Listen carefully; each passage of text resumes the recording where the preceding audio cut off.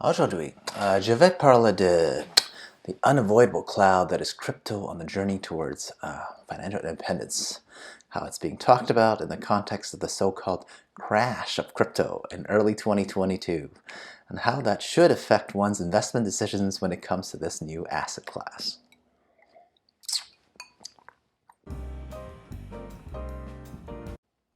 Hey, XenPuck here. Oh boy. I cringe just calling crypto an asset class at all, right? But alas, when enough people trade for something on a daily basis, that's what it is effectively, right? Regardless of what anyone's personal opinion is on the matter.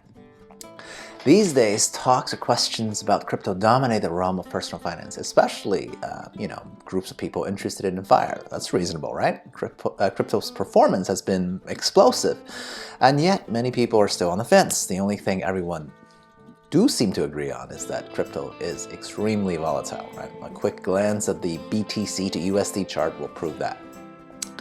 And at the beginning of 2022, its price has dropped quite a bit, more than 10K per coin, depending on the day. So should these circumstances change your purchasing decisions? Is it time to sell? Is it time to buy? Even if you've never bought before? Hint, I'm in this last camp, right? Despite not being one of those people who are against crypto totally, right? For reasons I'll go into later. Let's see if we can make this into a few more digestible pieces. Oh, and if you want to support me because you're a nice person, subscribe, comment, like, and share all that social media nonsense. Or whatever. It's cool. So number one, first of all, calling the early 2022 crash of crypto a crash seems a bit premature, okay? So Bitcoin started the year at 47K per coin, and now it's down to about 36K-ish in early February. So that's a decline of about 24%, right? Bad if we were talking about stocks, but honestly for an asset class known for volatility, I'm not even sure if this counts as a crash, right? Plus, if we even remotely pretend we're investing in this asset class, right, then a month is hardly any reasonable time frame. So let's peek at how it's been doing for the last, let's say, 6 months. Well, in that time frame, it's only down 3%. If you look at the horizons of a single year, then it's down less than 2%. So what does this say, right? To me, it says over the course of what I would still call quite a short term, it is at least, able to maintain its value, right? Really only losing the same value as you would if you put your money in your mattress, essentially, right, due to inflation. Heck, just look at the gain losses at the 5-year frame, all of a sudden, you would still be up 3,500%, right? Which is a 35x return on your investment, right? So yeah, I'd say a year return that's slightly negative is not great, obviously, but I would hardly call this a real crash. Right? Number two, the real issue, of course, is with what kind of people are actually most likely to be interested in crypto to begin with. And that's relatively younger people, and maybe add to that mix people without a lot of stuff to begin with, right? Obviously, that's not entirely true across the board, right? I mean, I used to work in tech, and I am aware of some real early technologist enthusiasts, right, who brought into crypto by luck, like a long time ago, more than 5 years ago. And for them, a stash of crypto is really just a nice complement to their already well-paying tech jobs and company stocks and all that sort of compensation, right? But those are the exceptions rather than the rule, right? These days, the real crypto, the reason crypto has exploded in value is because the average Joe who's young and not really worth much in net worth, they are the ones that are interested because, frankly, crypto looks like a get-rich-quick scheme. Now, I'm not here to argue about crypto's intrinsic value because, after all, I'm a cynic, and I could argue that no currency at all has any real intrinsic value, right? So why put such an onus on something new and unproven like digital currency? Still, the reality remains that the new buyers and entrants into the field of crypto purchases, they don't really understand the asset in and of itself, right? And are mostly in it because they expect not only gain, but quick gain in a very short amount of time, and a lot of gain, right?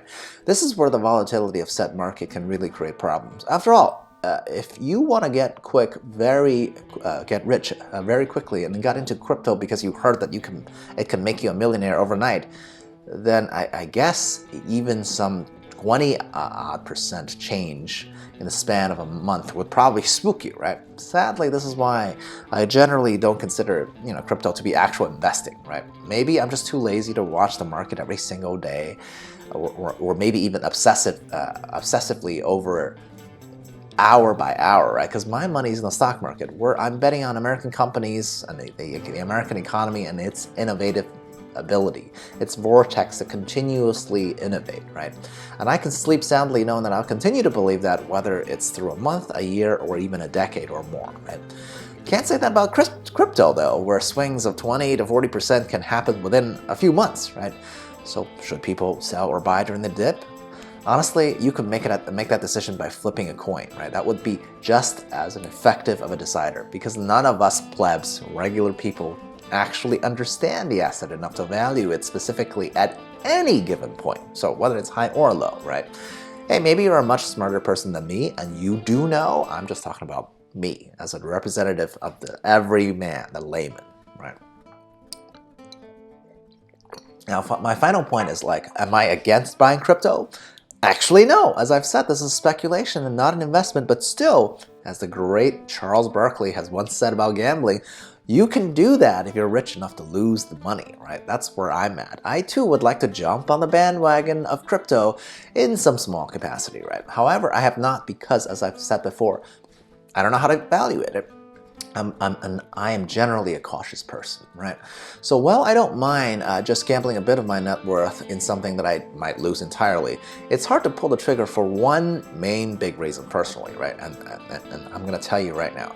I think about what amount of money I'd be willing to lose in a casino without feeling too sad about it. And I came up with, for now, that would be around $10,000, right? Any more than that, it would wear on me mentally, right? So that's the same amount I would put into crypto, right? Now let's look at the realistic scenarios of what would have happened and how much fear of missing out I've experienced so far. If I did invest this amount, say 5 years ago, right? Bitcoin to USD has increased 35x since then. So if I invested $10,000 5 years ago, in 2017, it would have grown to 350K. Wow, isn't that pretty sweet, right? It is way, way higher than any reasonable stock pick that I would have made. Okay, that's true.